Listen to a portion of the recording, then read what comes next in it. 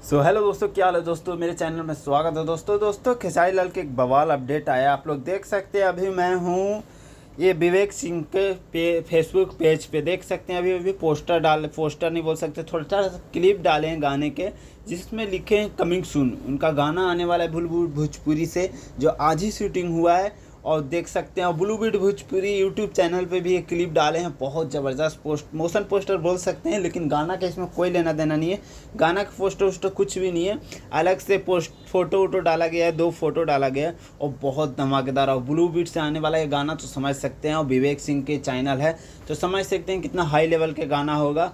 और इस गाने के साथ से लाइव इवेंट भी रखा जाएगा।